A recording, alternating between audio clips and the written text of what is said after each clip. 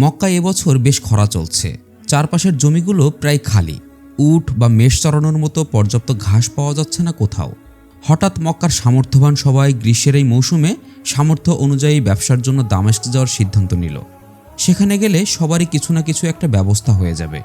কুরাইশ নেতা আবু তালিব বংশমর্যাদায় যথেষ্ট প্রভাবশালী হলেও তার সাংসারিক অবস্থা ততটা সচ্ছল নয়।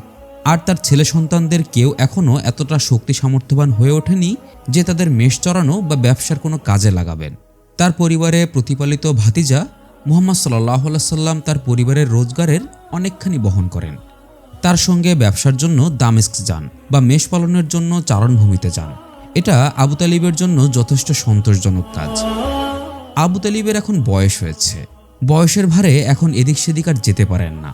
কিন্তু এই বছর ব্যবসার জন্য দামেস্ক না গেলেই নয়। সংসারের আর্থিক অবস্থা অত্যন্ত শোচনীয়।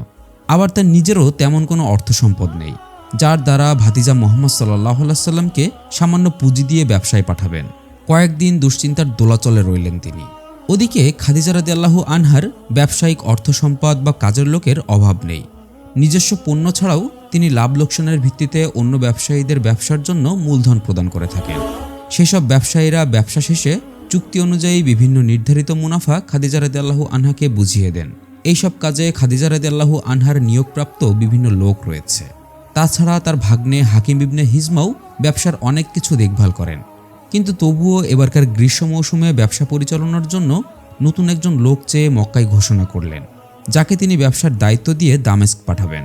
খাদিজার নতুন কোনো লোকের প্রয়োজন ছিল না, আর প্রয়োজন হলেও সেটা ঘোষণা করে বলার দরকার ছিল না। তিনি ইচ্ছা করলে যে কোনো একজন ব্যবসায়ীকে ডেকে এই দায়িত্ব তার কাঁধে তুলে দিতে পারতেন। শুধু তাই নয়, খাদিজা রাদিয়াল্লাহু আনহা তার ঘোষণার মধ্যে শর্ত জুড়ে দিলেন। আগ্রহী ব্যক্তিকে অবশ্যই বিশ্বস্ত এবং আমানতদার হতে হবে। তার চারিত্রিক নিষ্কলুষতাও তার নিয়োগের অন্যতম শর্ত হিসেবে বিবেচিত হবে। মূলত খাদিজা রাদিয়াল্লাহু আনহা ব্যবসার জন্য লোক খুঁজছিলেন না, তিনি খুঁজছিলেন সত্যিকারের মহামানবকে। তিনি জানতেন তার চাচাতো ভাইয়ের কথা মতো অনাগত নবী যদি সত্যি আরবে আগমন করে থাকেন, তবে তার চারিত্রিক নিষ্কলুষতা এবং বিশ্বস্ততা হবে সবার চেয়ে নিখুঁত, যার চরিত্রে কখনো স্পর্শ করেনি সামান্য পঙ্কিলতা। কিন্তু এমন লোক তিনি কিভাবে খুঁজে বের করবেন? মক্কা আর তার চারপাশের এলাকার হাজারখানেক কুরাইশি লোকের বসবাস। তাদের মধ্যে থেকে কেবল চারিত্রিক বিদূষিতার গুণ খুঁজতে গেলে সেটা অত্যন্ত কঠিনসাধ্য কাজ হয়ে যাবে। এ কারণে তিনি ব্যবসার কথা বলে নিজের কাঙ্ক্ষিত ব্যক্তিকে খোঁজার পদ্ধতি অবলম্বন করলেন। এদিকে আবু তালিব লোকমুখে শুনতে পেলেন খাদিজার ঘোষণা। এমন দুর্দিনে তিনি কিছুটা আশার আলো দেখতে পেলেন। খাদিজার শর্তগুলো তার আরও আশান্বিত করল, কেননা তিনি ভালো করেই জানেন বিশ্বস্ততা এবং চারিত্রিক নিষ্কলুষতাই তার ভাতিজার সমতুল্য কেউ নেই এই আরবে। তাছাড়া ব্যবসায়ী হিসেবেও তার ভাতিজা ফেলনা নয়। আবু তালিব নিজে দুবার দামেস্ক নিয়ে গিয়েছিলেন ব্যবসার সঙ্গী করে, সেই হিসেবে মুহাম্মদ সাল্লাল্লাহু আলাইহি সাল্লামের অভিজ্ঞতাও কম নয়। খাদিজার এমন ঘোষণা শুনে আবু তালিব আর দেরি করলেন না। ভাতিজা মুহাম্মদ সাল্লাল্লাহু আলাইহি সাল্লামকে জানালেন বিষয়টি। আবু তালিব মুহাম্মদ সাল্লাল্লাহু আলাইহি সাল্লামকে ডেকে বললেন, ভাতিজা, তুমি তো জানোই আমি বিত্তহীন একজন মানুষ। এবছর দুর্ভিক্ষের ফলে দারুণ অভাবে পড়েছি আমরা। এই অবস্থা থেকে উত্তরণের জন্য কোনো ব্যবসা বা অন্য কোনো উপায় উপকরণ আমার হাতে নেই। আজ শুনলাম আমাদের গোত্রের একটি বাণিজ্য কাফেলা শীঘ্রই দামেস্ক যাচ্ছে। এই কাফেলায় ধনাঢ্য খাদিজা বিনতে খুয়াইলিদের অনেক পণ্যও যাবে। সে তার বাণিজ্য বহর পরিচালনার জন্য একজন বিশ্বস্ত ব্যক্তি তালাশ করছে। নানা কারণে যদিও আমি তোমাকে আমার চোখের আড়াল করতে চাই না, এবং সঙ্গত কারণে ইহুদিদের থেকে আমি তোমার ক্ষতি সাধনের আশঙ্কা করি। তুমি বুঝতেই পারছো, এছাড়া আমার আর কোনো গতি নেই।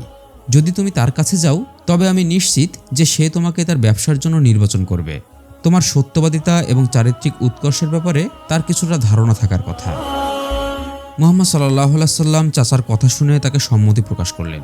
তিনি চাচাকে এই বিষয়ে কথা বলতে বললেন।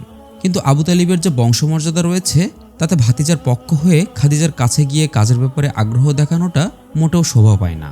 কিন্তু না গেলেও তো নয়, একটা দোটানায় পড়ে গেলেন আবু তালিব। এই সমস্যার সমাধানে এগিয়ে এলেন আবু তালিবের বোন এবং মুহাম্মদ সাল্লাল্লাহু আলাইহি সাল্লামের ফুফু আতিকা বিনতে আব্দুল মুত্তালিব। ফুফু আতিকার বিয়ে হয়েছে খাদিজার আপন ভাই আওয়ামের সঙ্গে। ভাবি হিসেবে খাদিজার সঙ্গে আতিকার সুসম্পর্ক রয়েছে। মুহাম্মদ সাল্লাল্লাহু আলাইহি সাল্লামের সম্মানের কথা ভেবে তিনিও তার ভাই আবু তালিবকে নিষেধ করলেন তাকে খাদিজার কাছে পাঠানোর জন্য। বরং তার ফুফু নিজে গিয়ে প্রথমে আলাপ করলেন মুহাম্মদ সাল্লাল্লাহু আলাইহি সাল্লামের আমানতদারি এবং তার নিষ্কলুষ চারিত্রিক বৈশিষ্ট্য সম্পর্কে। আতিকা বিনতে আব্দুল মুত্তালিব খাদিজা রাদিয়াল্লাহু আনহার কাছে মুহাম্মদ সাল্লাল্লাহু আলাইহি সাল্লামের ব্যাপারে বলার আগেও আরও বেশ কয়েকজন কুরাইশি ব্যক্তি খাদিজা রাদিয়াল্লাহু আনহার কাছে এসেছে এই কাজে নিয়োগ পাওয়ার জন্য। কিন্তু খাদিজা রাদিয়াল্লাহু আনহা তাদের সবার জীবন বৃত্তান্ত ঘেঁটে দেখেছেন।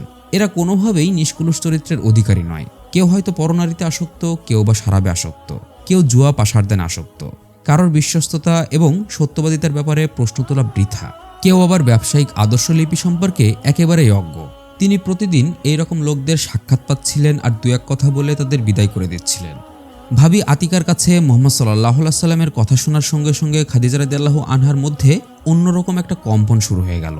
মুহাম্মদ, আহমদ, আলামিন, এই কি সেই ব্যক্তি? এই কি সেই সত্যধারা প্রবাহের শেষ সমীকরণ? ওয়ারাকার ভবিষ্যৎবাণী অনুযায়ী সেই নাম, সেই বংশ, চারিত্রিক উৎকর্ষে সেই রাজটিকা, ভদ্রতা আর মানবতায় যিনি তুলনাহীন, যার সত্যবাদিতা আর বিশ্বস্ততার কাহিনী সুবিদিত পুরো মক্কায়। এই মুহাম্মদ কি সেই তিনি নন? আহা, কোথায় খুঁজেছি এতদিন তাকে আমি? অধীর হয়ে তার অপেক্ষায় প্রতীক্ষমান থেকেছি। হৃদয় থেকে উচ্চারিত হতে লাগলো, এতদিন কোথায় ছিলেন? খাদিজা রাদিয়াল্লাহু আনহা দেরি না করে খবর পাঠালেন আবু তালিবের কাছে। চাচা আবু তালিব মুহাম্মদ সাল্লাল্লাহু আলাইহি সাল্লামকে না পাঠিয়ে নিজে এলেন। মুহাম্মদকে পাঠানোর আগে কিছু বিষয়ে আলোচনা করে নেওয়া দরকার। তিনি খাদিজার কাছে এসে তার ভাতিজার উত্তম গুণাবলীগুলো বর্ণনা করলেন। এটা করলেন যতটা না খাদিজাকে বোঝাতে, তার চেয়ে নিজের হৃদয়ের দুশ্চিন্তা আর শঙ্কা প্রশমন করতে।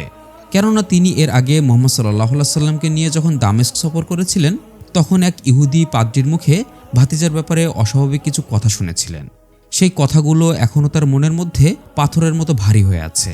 তিনি কারোর কাছে তা প্রকাশ করতে পারেননি।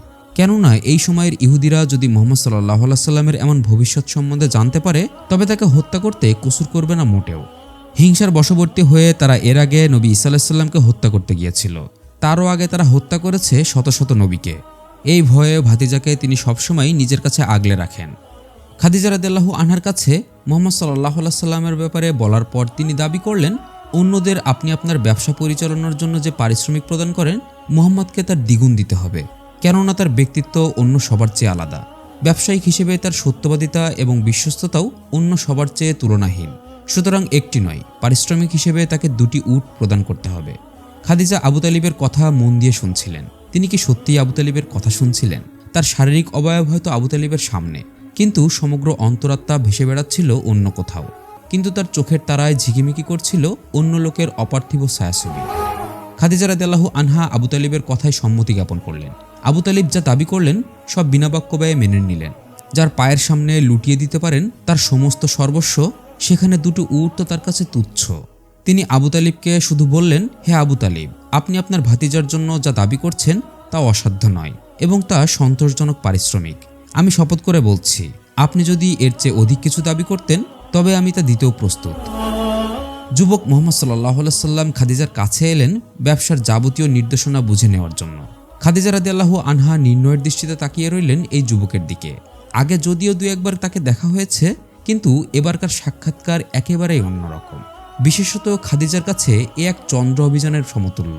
তার অনুসন্ধিৎসু দৃষ্টি ঘুরে বেড়াতে লাগলো মুহাম্মদ সাল্লাল্লাহু আলাইহি সাল্লামের মুখাবয়ব, তার চাহনি, কথা বলার ভঙ্গি এবং তার ব্যক্তিত্বের প্রতিটি সূক্ষ্ম প্রকাশে। খাদিজার চোখ জুড়ে মুগ্ধতা ছড়িয়ে আছে। তার সামনে দাঁড়িয়ে আছেন সেই মানব। সত্যিই কি তিনি? হৃদয় অলিন্দে এখনো কয়েক বিন্দু দোলাচল জমে আছে। না, তিনি কোনো সন্দেহের দোলাচলে দুলতে রাজি নন। খাদিজা রাদিয়াল্লাহু আনহা তার বিশ্বস্ত কৃতদাস মায়সারাকে একান্তে ডাকলেন।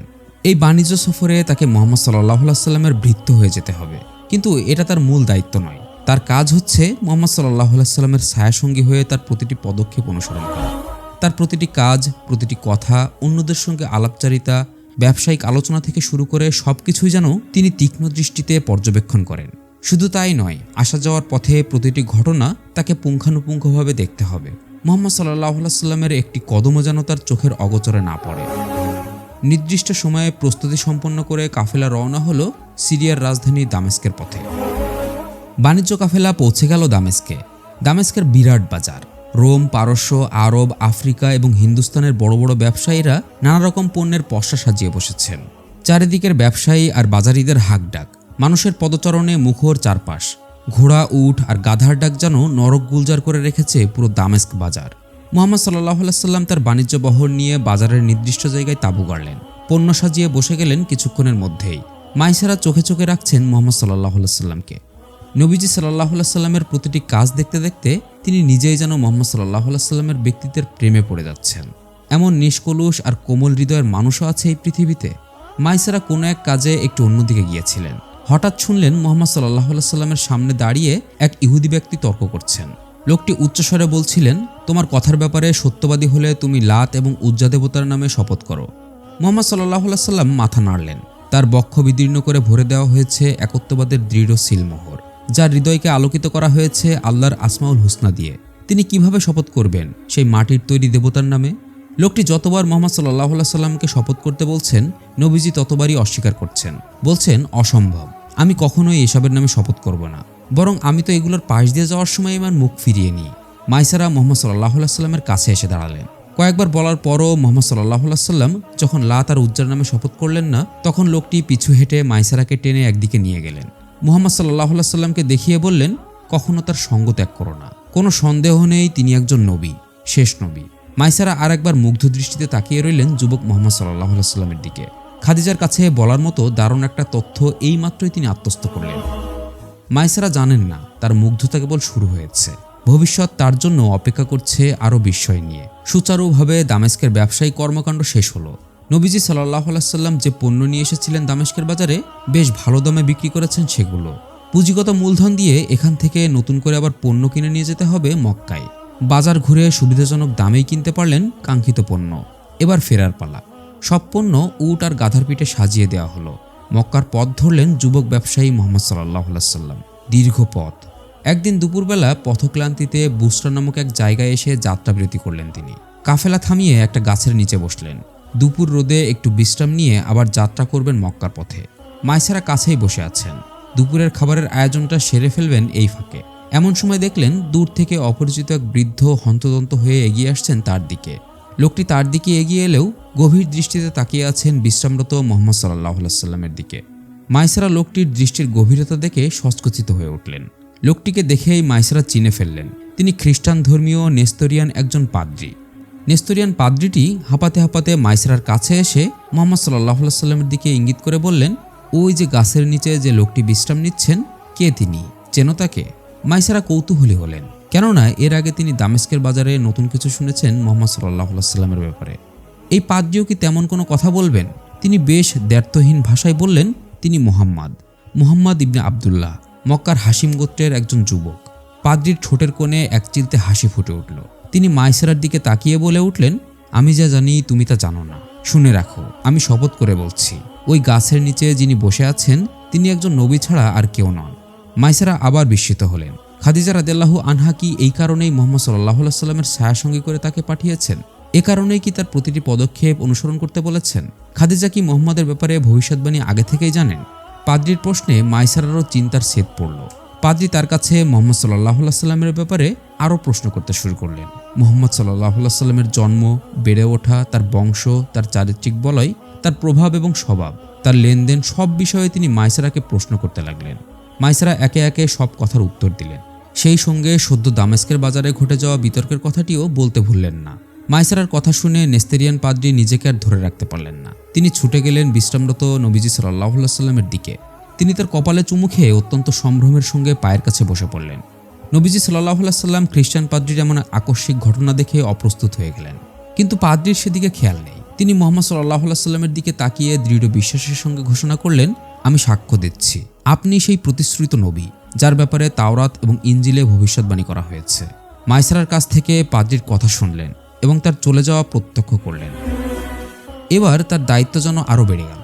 নতুন নতুন প্রতিটি ঘটনা সংঘটিত হওয়ার পর মাইসারা আরও মনোযোগী হয়ে উঠছেন মুহাম্মদ সাল্লাল্লাহু আলাইহি সাল্লামের সব দিকে, আর সেই সাথে সব দিকে খেয়াল করতেও শুরু করলেন। প্রতিটি ঘটনা খাদিজা রাদিয়াল্লাহু আনহার কাছে বলার জন্য উত্তেজনায় তিনি অস্থির হয়ে পড়লেন। খানিক বিশ্রামের পর কাফেলা আবার রওনা শুরু করলো। মাইসারার অগ্রবর্তী চোখ সারাক্ষণ মুহাম্মদ সাল্লাল্লাহু আলাইহি সাল্লামের উপর। এক মুহূর্তের জন্যও তাকে আড়াল করা চলবে না। দুপুরের তেজি রোদ বেশ তাতানো এখনো। দুরন্ত সূর্য যেন সবাইকে হাঁপ ছাড়াচ্ছে। মরুর চিকচিক মরিচিকায় চোখ রাখা দায় হয়ে যাচ্ছে। হঠাৎ মাইসারা দেখলেন নবীজি যেদিক দিয়ে উট নিয়ে যাচ্ছেন সেখানে সূর্যের আলো খুবই কম। তিনি আকাশের দিকে তাকালেন। আকাশের নীলিময় একখণ্ড ধূসর মেঘ নবীজি সাল্লাল্লাহু আলাইহি সাল্লামের মাথার উপর দিয়ে ভেসে যাচ্ছে। মাইসারা পরীক্ষা নিরীক্ষার জন্য মেঘখণ্ডের দিকে তাকিয়ে রইলেন। সত্যি মুহাম্মদ যেই পথ দিয়ে এগিয়ে যাচ্ছেন মেঘও ঠিক তার মাথার উপর দিয়ে সেদিকেই যাচ্ছে। দীর্ঘ কাফেলার সবখানে সূর্য গনগনে আলো ছড়াচ্ছে, শুধু মোহাম্মদের মাথার উপর একখণ্ড মেঘ তার শীতল ছায়া দিয়ে যাচ্ছে। মাইশারার চোখ এই দৃশ্য দেখে ছানা বড়া হয়ে গেল। মনে মনে বললেন, ধন্য তুমি মোহাম্মদ, ধন্য কুরাইশ রাজকুমারী খাদিজা। আজকে এ পর্যন্তই। পরবর্তী পর্ব দেখার জন্য অনুরোধ রইল। ধন্যবাদ। আসসালামু আলাইকুম ওয়া রাহমাতুল্লাহ।